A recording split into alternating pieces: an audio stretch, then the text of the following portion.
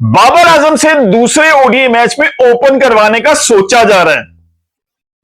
Pakistan versus New Zealand दूसरा match जो Hamilton में खेला जाना है, अब यह पाकिस्तान की मैनेजमेंट सोच रही है, जिसमें अजहर महमूद साहब शामिल हैं, जिसमें आकिब जवेद साहब शामिल हैं, जिसमें मोहम्मद रिजवान शामिल हैं कि बाबर आजम से ओपन करवा ली जाए अब्दुल्ला शफीक के साथ।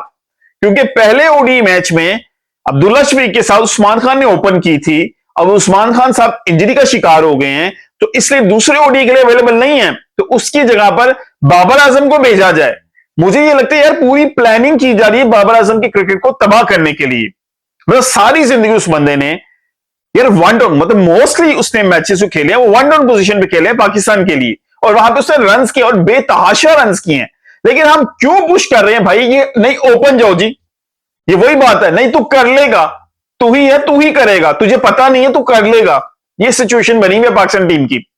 मतलब वो बंदा नया बॉल जाके फेस करे, वो प्रेशर बियर करे जो खुद आउट ऑफ फॉर्म है। मतलब पिछले कई महीनों से यार वो बंदा उस टच में नहीं है, एक ब्लिस्टिंग किस्म की इनिंग नहीं आ रही कि फियरलेस किस्म की वो एक इनिंग्स खेले जिससे उसका खौफ निकल जाए, उसका कॉन्फिडेंस बहाल हो जाए, उसकी फॉर्म वापस आ जाए। मुझे इस तरह की इनिंग्स अभी तक नहीं नजर आ रही। आल्दो उसने कई छोटी छोटी अच्छी इनिंग्स खेली हैं जिसमें हाफ सेंचुरीज भी आई हैं, पिछली इनिंग भी अच्छी थी, लेकिन वो उस तरह ब्लिस्टिंग नहीं थी जिस तरह नॉर्मली बाबर आजम खेलता है। जबकि हमारे पास इमाम उल हक पड़ा हुआ साइड के अंदर, लेकिन नहीं, हम बाबर से ओपन करवाने जा रहे हैं। ये डिस्कशन चल रही है पाकिस्तान सेशन के अंदर, जिसमें अजहर महमूद साहब शामिल हैं, जिसमें आकिब जवेद साहब शामिल हैं, जिसमें मोहम्मद रिजवान साहब शामिल हैं। और बाबर आजम को खुद भी नहीं समझ आ रही कि भाई ये गलत हो रही है सही हो रहा है। चैंपियंस ट्रॉफी का जो तजर्बा था इसको ओपन करवाने का, क्या वो काफी नहीं है? ये दूसरा ODI match Pakistan versus New Zealand Hamilton में खेला जाएगा। थोड़ी सी इस पे बात कर लेते हैं, फिर ओवरऑल जो टीम है उस पर आके बात करते हैं। हैमिल्टन जो ग्राउंड है, इसमें पाकिस्तान ने आखिरी दफा 2018 में मैच खेला था अगेंस्ट न्यूजीलैंड, और पाकिस्तान वो मैच 5 विकेट से आ रहा था। पाकिस्तान ने 263 रन किए थे, 8 विकेट के नुकसान पे। 264 किया था न्यूजीलैंड ने 5 विकेट के नुकसान पे। ओवरऑल इस ग्राउंड के ऊपर जो अभी तक का हाईएस्ट स्कोर है वो 363 रन है, जो वेस्ट इंडीज ने किए थे 4 विकेट के नुकसान पे। और जो सबसे लोएस्ट इस ग्राउंड के ऊपर स्कोर है वो 92 है, 10 विकेट के नुकसान पे बाय इंडिया। जी हाँ, इंडिया यहां पे 92 पे ऑल आउट हुआ था। अब मजे की बात यह है कि इस ग्राउंड के ऊपर जो पहली इनिंग का हाईएस्ट स्कोर है वो 246 है, लेकिन हमें इस चीज के समझ के इसको नहीं रहना चाहिए कि 262 और 246 अगर हाईएस्ट है तो भाई शायद 250 इस पे एवरेज अच्छा स्कोर होगा। नहीं, क्योंकि यहां पर 1981 से लेके मैचेस खेले जा रहे हैं, तो अगर आप उन मैचेस को इंक्लूड करके एवरेज निकाल रहे हैं तो भाई गलत कर रहे हैं हम लोग। यहां पर 320-30 जो है ना वो रन कम से कम करने चाहिए पाकिस्तान को। अगर आप देखें जिस तरह की न्यूजीलैंड की बैटिंग लाइनअप चल रही है, वजह यह है कि चैंपियन ने तो भी सेंचुरी स्कोर की है, लेकिन वो इंजर्ड हो गया। अब उसकी जगह पे कौन आ रहा है रिप्लेस करते हुए? स्टीफर्ड, जिसने आपको T20 में ठोका अच्छा। तो न्यूजीलैंड की बैटिंग लाइनअप को देखते हुए भाई साहब आपको यहां पर कम से कम 350 350 रन करने चाहिए अगर आपको पहले बैटिंग मिलती है। तो मतलब यह है कि 300 प्लस वाला ग्राउंड है।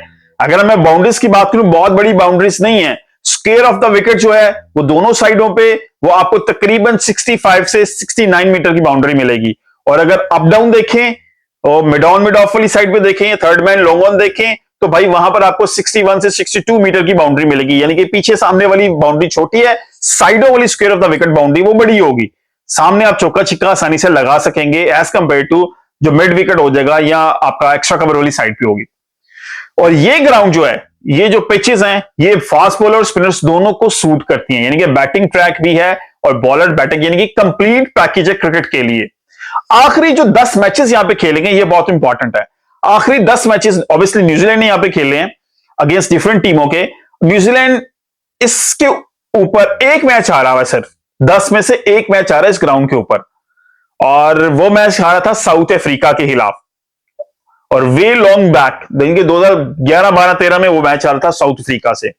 और उसके बाद जितने भी मैचेस हुए हैं सब मैचेस जीते, इंक्लूडिंग 2 मैचेस इंडिया के खिलाफ भी जीता न्यूजीलैंड, एक मैच पाकिस्तान के खिलाफ, 2 मैचेस श्रीलंका के खिलाफ, वेस्ट इंडीज के खिलाफ, फिर स्कॉटलैंड के खिलाफ।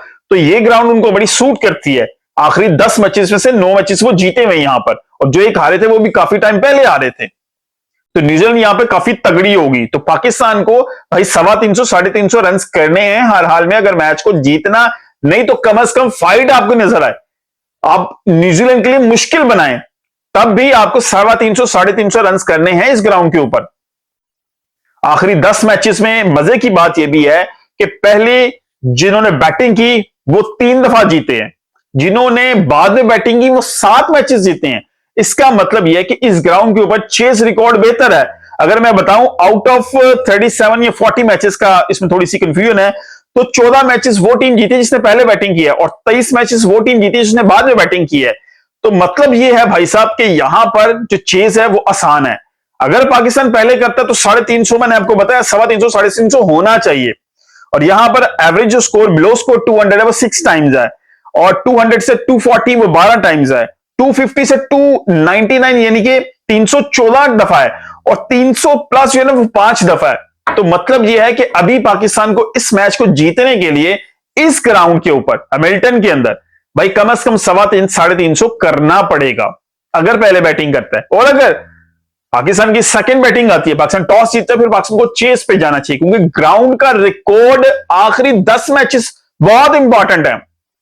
वो बता रहे कि भाई साहब जो चेस कर रहा है वो जीत रहा है। ओवरऑल रिकॉर्ड भी यही बता रहा है, आखिरी 10 मैचेस में से 7 मैचेस भी उसी टीम ने जीते हैं जिसने चेस किया है, जिसने पहले बॉलिंग की है, और 3 मैचेस सिर्फ उस टीम ने जीते हैं जिन्होंने पहले बैटिंग की है। तो ह्यूज डिफरेंस है। बता रहा है कि भाई चेस रात के टाइम यहां पे आसान हो जाएगा।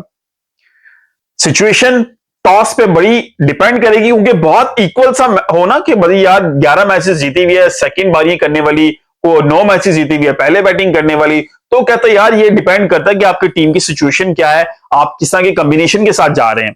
लेकिन ओवरऑल जो रिकॉर्ड है वो भी यही बता रहा है कि भाई साहब जिसने चेस किया वो बहुत ज्यादा मैचेस जीता है, और आखिरी 10 मैचेस भी यही चीज बता रहे हैं। अब पाकिस्तान को अपनी टीम फॉर्मेशन बड़ी इंपॉर्टेंटली बनानी पड़ेगी। लेट्स सपोज उस्मान खान नहीं खेल रहा, अब पाकिस्तान के पास ऑप्शंस क्या हैं, क्योंकि अगर ये बाबर आजम को ओपन करवाते हैं तो ऑटोमेटिकली ये भाई साहब खुशदिल शाह को इंक्लूड कर लेंगे, या फिर ऑटोमेटिकली यहां पर वो जो है आपके फहीम अशरफ को इंक्लूड कर लेंगे, या तीसरी ऑप्शन क्या आपके पास बचती है भाई, ये इब्रार या सुफियान मुकीम में से किसी की तरफ जाएंगे।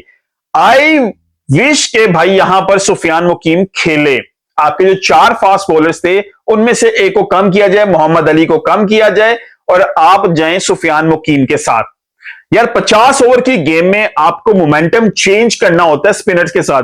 आपने देखा खुमियाजा भुगता पहले ओडीआई मैच में आपने 100 प्लस रन दिए, जो आपने 10 ओवर अपने नॉन स्पेशलिस्ट बॉलर से करवाए हैं, इरफान खान नियाजी और सलमान अली आगा से। 118 के 19 रन पड़े उनको टोटल मिलाकर 10 ओवर्स में, और वही डिफरेंस था आपका जो 350 पे आप गए हैं। एक तो आपने एक्स्ट्रास बहुत दिए, दूसरा आपने ये जो ब्लंडर किया कि मेन स्पेशलिस्ट 5 बॉलर्स नहीं खिलवाए, स्पेशली स्पिनर नहीं खिलाया। अब यहां पर जिस तरह सुफियान मुकीम ने आखिरी T20 में बॉलिंग की है, भाई इब्रार की जगह पे भी सुफियान मुकीम का खेलना बनता है इस ओडीआई मैच के अंदर।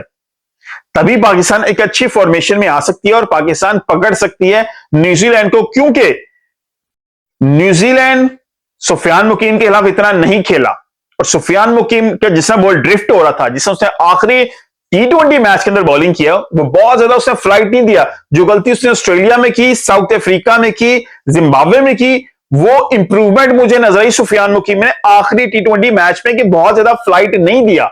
जिस तरह कुलदीप यादव करता है, कम फ्लाइट ट्रेजेक्टरी के साथ बॉल करता है, थोड़ा सा तेज बॉल करता है, उसी तरह नजर आया सुफियान मुकीम। इसीलिए उसने जो 2 क्विक विकेट लिए थे, फिन एलन का भी उसने विकेट लिया सॉरी, वो भी इसीलिए लिया था, थोड़ा क्विक बॉल था, उसको टाइम नहीं मिला, वो बैकफुट पे गया, मिस कर गया, बोल्ड हो गया।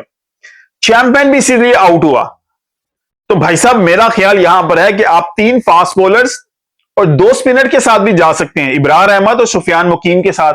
अगर आप अपनी बैटिंग लाइनअप की डेप्थ ही बनाते रहेंगे, असल पाकिस्तान मैच आ रहा है अपनी बॉलिंग से, आपके बॉलर से इंपैक्टफुल कारकर्दगी नहीं दिखा रहे, वो डिफेंड नहीं कर पा रहे, वो अर्ली ऑन भी नहीं रोक पा रहे बड़ा टारगेट सेट करने से न्यूजीलैंड को। आपके बैटर्स कहीं ना कहीं परफॉर्म करते आ रहे हैं। अभी भी आपका ब्लंडर ना होता, एक कोलैप्स ना होता, 249 पे आपके 3 आउट थे, बाबर चौथा आउट वहां पे होता है, और उसके बाद आपकी लाइन लग जाएगी। Unfortunately Tayyab Tahir run out हुआ, अनफॉर्चुनेटली इरफान खान नियाजी एज लग के बोल्ड आउट हो गया, वरना 2 विकेट्स वो भी आपके साथ चलते तो डेफिनेटली लंबा स्कोर हो सकता, क्योंकि ये ट्रैक बैटिंग ट्रैक भी है, बॉलिंग ट्रैक भी है, सपोर्ट करता है। इसलिए अगर आप पूरे 5 बॉलर के साथ जाते हैं ना, तो यार 7 बैट्समैन बहुत होते हैं। 7 स्पेशलिस्ट बैट्समैन हो और आपके 5 स्पेशलिस्ट बॉलर, आपके 6 स्पेशलिस्ट बैट्समैन हो और 5 स्पेशलिस्ट बॉलर हो, तो बहुत जबरदस्त तगड़ा कॉम्बिनेशन है। 6 बहुत होते हैं। अगर जो 6 नहीं कर सकते ना, वो 7वां भी फिर नहीं, आपके पास ऐसा कोई नहीं है कि भाई को नीचे आपके पास कोई तुर्रम खान बैठा हुआ है जो कर लेगा।